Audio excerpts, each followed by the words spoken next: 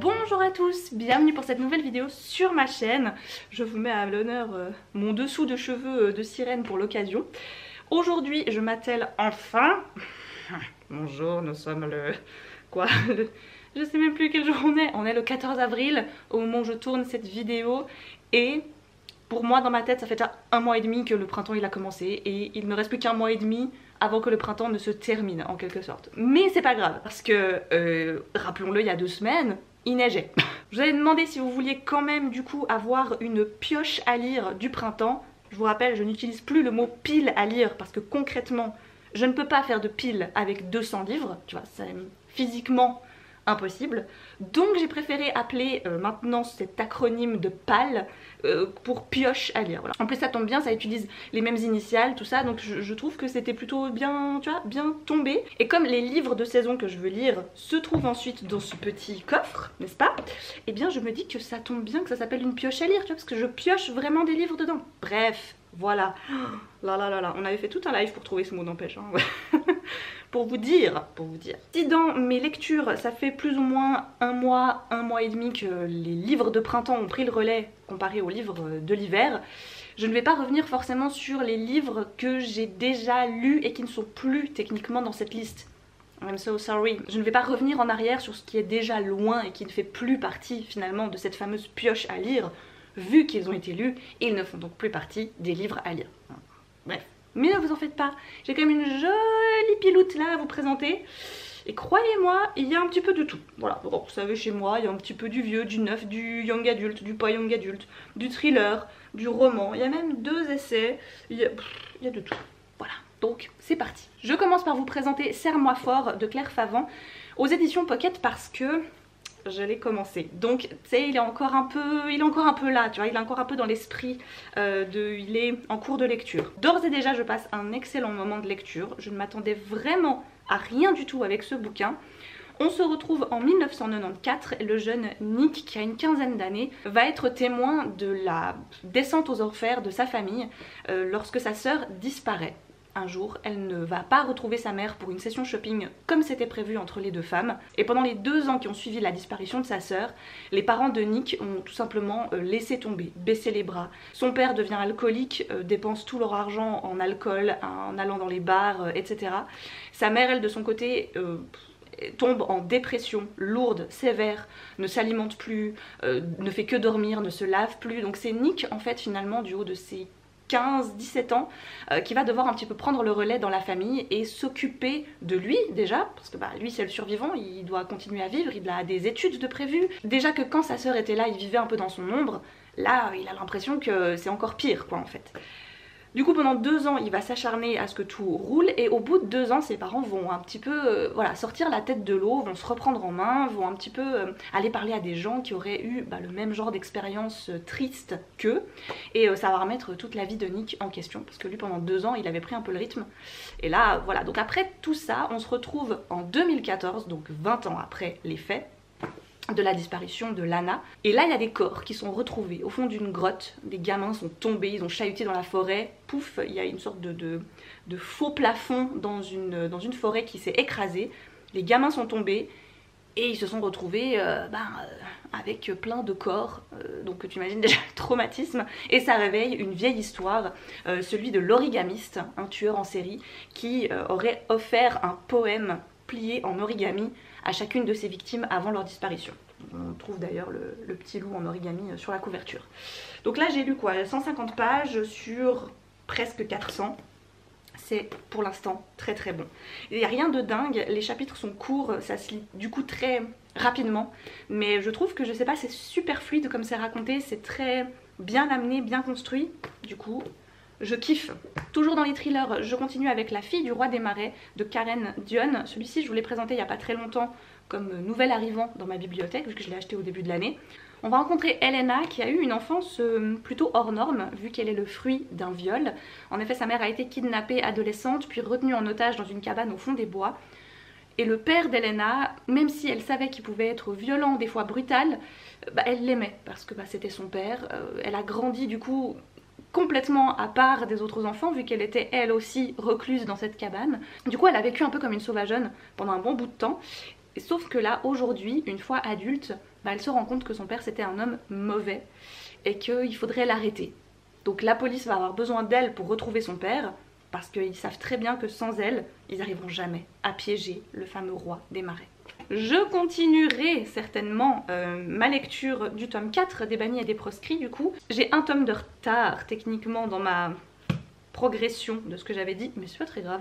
Du coup je lirai le tome 4 ce printemps, le tome 5 cet été et j'aurai terminé. Non mais c'est dingue, j'arrive à avancer dans mes sagas. Oh, je suis trop contente d'avoir mis ça en place en fait, ce système de lire un tome toutes les saisons, parce que du coup ça me fait avancer de fou. C'est trop bien. Je continue avec un essai, celui-ci je l'ai déjà commencé, j'ai lu même pas 60 pages, il est très gros, c'est des très grosses pages et il y a très peu de marge, voilà du coup c'est assez prenant à lire. Il s'agit de Femmes invisibles de Caroline Criado Pérez. Alors ce bouquin a eu un succès phénoménal. Celui-là aussi je vous l'ai présenté il y a pas très longtemps parce qu'il est sorti il y a pas très longtemps, d'ailleurs le tome 2 va sortir mai, juin, je sais plus, prochainement.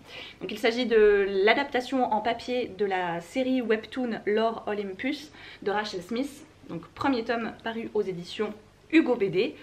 C'est une réadaptation de la légende autour de Perséphone et Hadès. Et celui-là il passe pas dans mon coffre. Mettre à côté. J'ai enfin mis le premier tome de la série de Anne, Anne of the Green Gables, de Lucy Maud Montgomery. Je ne vais pas vous résumer l'histoire de Anne et la maison au pignon vert. Voilà, je pense que vous situez un petit peu. Sinon, il y a plein de versions qui existent. Moi, j'en ai deux différentes. Mais je pense que, vu la beauté des éditions de Monsieur Toussaint l'Ouverture, je vais lire celle-ci. Une lecture en anglais qui est à la fois une sorte d'essai / biographie. J'aimerais énormément trouver le temps de lire The... J'aime pas quand il y a trop de R en anglais, c'est rural. Ça fait The Rural Diaries. The Rural Diaries. Bref, c'est le livre un peu fourre-tout de Hilary Burton Morgan, alias Peyton Sawyer dans Les Frères Scott, qui est une série qui a bercé toute mon adolescence, que j'aime énormément. D'ailleurs, si vous êtes comme moi, je vous conseille à 10 millions de %, si vous êtes assez à l'aise avec l'anglais audio, d'écouter leur podcast Drama Queens. Donc il y a notamment Hilary Burton, il y a Bethany Joy Lenz et il y a Sophia Bush, donc j'ai très hâte de lire ça. C'est sur sa vie dans sa ville, dans sa ferme, avec son mari, ses enfants, toutes les petites choses qu'ils ont mis en place, qu'ils ont décidé de faire dans leur petit nid douillet. Et voilà, j'avais très envie de le... Enfin, je l'ai acheté le jour où j'ai su qu'elle le sortait, je l'ai précommandé et tout, et j'étais en mode genre, je me réjouis trop et tout, puis en fait finalement bah, je ne l'ai toujours pas lu. Voilà, mais ce sera chose faite, j'espère. Celui-ci, je l'ai mis dans cette pioche à lire uniquement à cause de sa couverture, ou grâce à sa couverture plutôt, parce qu'il y a ce petit piou-piou, voilà. Il s'agit de La passeuse de rêve de Lois Lowry, autrice que je n'ai jamais lue, qui est souvent lue grâce à son livre Le Passeur, notamment. Moi, celui-ci, je l'ai trouvé à Emmaüs pour 2 balles. J'avais bien aimé le thème. Le résumé me fait penser à ces univers un peu oniriques où tu sais pas trop ce qui est vrai ou pas vrai. Petite est une jeune fille qui, quand elle touche un objet, peut percevoir une partie de son histoire à cet objet. Ça peut faire un peu penser au pouvoir de Ophélie dans La Passe Miroir. Mais je crois que ça va s'arrêter là, hein, parce que grâce à ça, à ce don, elle va pouvoir tisser des rêves pour les humains. D'où La passeuse de rêve. Le tome 2 de la série Origine de The Mortal Instruments, donc Le Prince mécanique de Cassandra Clare.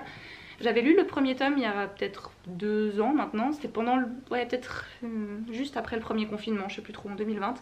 Et j'avais bien aimé, mais c'était pas non plus, waouh, j'étais pas, tu vois. Je trouvais que c'était, l'écriture elle était un petit peu lente à se mettre en place, c'était un peu brouillon, c'était un peu fouillis. J'arrivais pas trop à me resituer par rapport au perso comme j'avais pu le faire avec la saga de base. Mais c'est Marie Aligno qui est donc, que vous suivez peut-être sur Instagram, qui est autrice puis qui fait pas mal de road trip avec Nin notamment, qui a écrit avec Nin également. Enfin bref, Marie je la suis depuis pas mal de temps maintenant. Et je sais que bien souvent on a des goûts un peu similaires pour les romans, notamment young adult. Et quand je sais qu'elle a terminé les origines, elle en avait fait tout un genre oh mon dieu et tout, c'était vraiment trop bien, trop bien, trop bien, trop bien. Et du coup elle m'a grave donné envie de continuer. Et on en avait rapidement parlé sur Insta quand elle l'avait terminé. Elle m'a dit non mais je vois ce que tu reproches à la série pour l'instant, mais essaye, tu sais quand même. Tu vas voir, il va se passer des trucs et tout et vraiment tu vas faire genre c'est trop bien. Donc regarde Marie, je lui redonne une chance. Je continue. J'ai mis dans cette sélection Une dose de rage de Angeline Boulet. Isabelle Boulet. Parle-moi. C'est pas la même. Donc ce livre-là a été un des coups de cœur des éditions Nathan quand il nous l'avait présenté.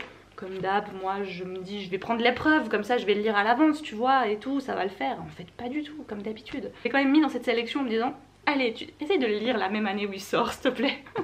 On va suivre Dawnis qui a 18 ans, qui vit dans la réserve Ojibwe de Sault Ste. Marie, dans le Michigan.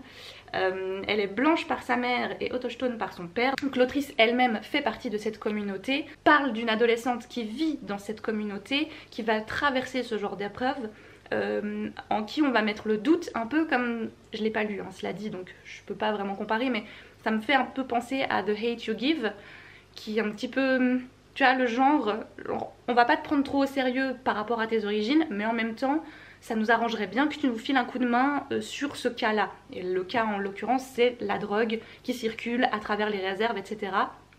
Donc autant mettre une nana de là-bas qui va potentiellement pouvoir un petit peu nous ramener des infos à nous, le FBI, qui ne pouvons pas trop nous intégrer dans ce genre de réserve. Voilà, de ce que j'en ai compris, et je vous le résume très rapidos.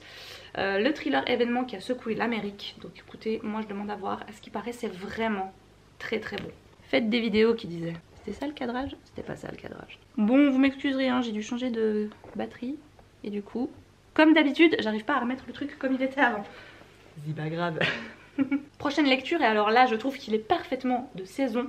Un jardin de mensonges de Suzanne Fletcher.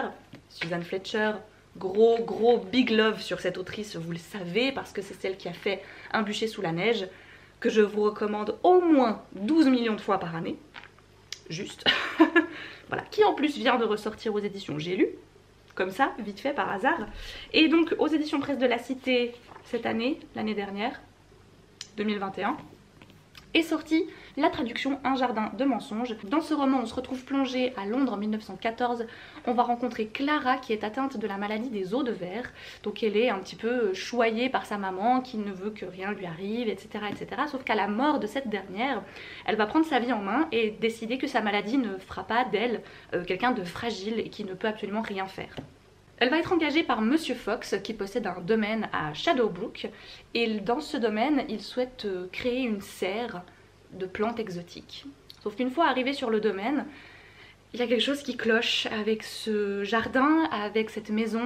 Les gens ont peur, les gens sont mal à l'aise, soit ils viennent, ils démissionnent, enfin bref, il y a une ambiance un petit peu étrange dans ce roman. Et vous savez que moi les ambiances un peu bizarres dans des maisons et tout, en général début du 20e et tout, I love it. Voilà. Ah, je suis tellement prévisible. Je ne sais même plus comment ce livre est arrivé dans ma pioche, dans ma bibliothèque. Je n'ai jamais lu L'amant de Lady Chatterley de D.H. Lawrence. Mais pourquoi pas? Pourquoi pas? Écoutez, je vais tester. Voilà, je ne garantis rien, mais je vais tester. Je suis plus trop classique depuis que j'ai pu un peu les laisser de côté quand j'ai fini mon apprentissage. Et aussi, il faut dire que quand tu bosses en librairie, lire des classiques c'est pas vraiment ta priorité vu qu'il y a tellement de nouveautés qui sortent. Tu vois, donc t'as pas vraiment le temps de t'attarder sur ce genre de texte. Vu que ceux-ci, étrangement, bah, c'est pas ceux-là qui ont besoin de ton aide et de ton conseil pour être vendus. C'est plutôt des livres qui viennent de sortir, que personne ne connaît, qui doivent être lus pour être vendus. Celui-là, je veux dire, c'est L'amant de Lady Chatterley, quoi. Enfin, voilà. Celui-ci, c'est ma mère qui me l'a filé. Et je sais qu'elle l'a acheté à cause de Séverine et que moi aussi je l'avais du coup dans ma liste d'envie à cause de Séverine, donc ça tombait bien. Il s'agit de Désordre de Penny Hancock. On va rencontrer une femme qui sur un coup de tête, parce que probablement elle s'ennuie un petit peu peut-être, va kidnapper un adolescent qui est venu sonner à sa porte pour je ne sais plus quelle raison. Et en fait elle l'attache à son lit et voilà. Et tu sais, bah, c'est arrivé à ce moment fatidique où it's too late. C'est trop tard pour faire machine arrière, je veux dire le mal est fait. T'as kidnappé un gamin, vraiment. Tu l'as attaché à ton pieu, vraiment. Et tu sais que quoi qu'il se passe maintenant, de toute façon t'es dans la merde. Donc est-ce que tu vas jusqu'au bout, quitte à être vraiment dans la mouise, tu vois, ou alors est-ce que tu le laisses partir et juste être un peu dans la mouise, je ne sais pas. Mais il paraît qu'il est très bien. Avant-dernier, Le choix des Morrison de Mary Lawson, que je me suis pris parce que j'avais adoré, mais vraiment, mais adoré plus qu'adoré, Un hiver long et rude, que je vous ai conseillé il y a déjà très longtemps, mais je continue de vous conseiller parce que vraiment il est très bien. Dans Un hiver long et rude, on va rencontrer une famille très nombreuse, où il y a une seule fille seulement qui devient un petit peu la petite maman de la famille. Je ne vais pas tout vous résumer parce que c'est pas celui-là que je vais lire, donc voilà. Mais tout ce que vous sachiez qu'il est vraiment bien. Et bref, cette jeune fille un jour veut partir et vivre sa vie. Donc c'est ce qu'elle va faire. Et comme j'ai compris, le choix des Morrison se passe soit un petit peu avant, soit un petit peu après, mais se situe dans le même endroit, je crois, probablement, je ne sais plus. Mais je sais qu'il y a un lien entre les deux. Voilà, bref, donc je l'ai pris. Mais j'avais vraiment beaucoup aimé l'autre, donc voilà. Et enfin, vu que je m'y suis attelée et que là franchement je suis trop contente parce que j'arrive à la fin, je vais lire le dernier tome de la série sorcière de Kate Tiernan, L'enfant de la nuit, qui est une belle bricasse, mais chez eux, chez Ada, ça se lit comme de rien. Les marges sont énormes, c'est écrit super gros. Du coup en général un tome classique de quoi 350 pages environ, je le termine en 1 ou 2 jours dans ma vie surbookée. Toujours mettre ça un peu en perspective, tu sais. Donc là celui-ci, même s'il en fait le double, franchement je pense que facilement je peux le lire en 4 jours peut-être, grand max. Voilà, donc je suis bien partie. Bon écoutez, c'est fait. Alors en quelque sorte je vous ai tout présenté ce qui me reste à lire, donc je suis contente parce que c'est pas si énorme que ça. Pas comme mes pioches de l'automne et de l'hiver qui sont juste, tu sais, toujours beaucoup trop grosses pour vraiment le temps que j'ai pour lire. Ça, je me dis, ça reste encore faisable en 1 mois et demi. Je pense pas que je vais réussir à tout lire, mais je pense qu'il pourrait me rester que 1 ou 2 livres à la fin. Voilà, c'est faisable. Voilà. Plus là, je commence mes vacances, du coup, je redis encore une fois, c'est faisable. Voilà. Et je vais enlever ce chignon qui est certes très sympa et j'aime bien parce qu'on voit bien mes cheveux, mais n'empêche qu'au bout d'un moment, ça me fait mal à la tête. Et là, je le porte depuis le début de la journée. Donc content de vous dire, la libération. Oui.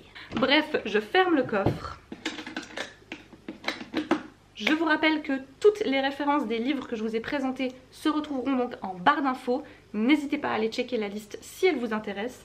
Moi de mon côté, je retourne lire ça parce que vraiment c'est très bien.